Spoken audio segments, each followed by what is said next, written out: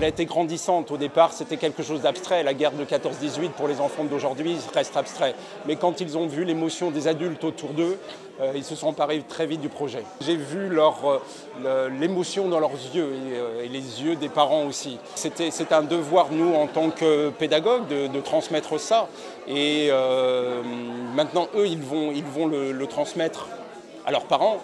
Et puis, cette école aussi est dans un quartier dit difficile.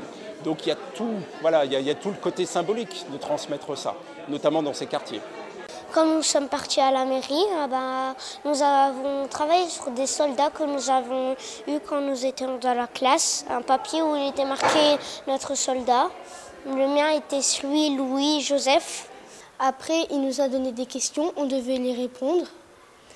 Après, on a gardé le nom du soldat et on a fait des affiches pour représenter chacun notre soldat. Et on a fait des questions pour la cérémonie.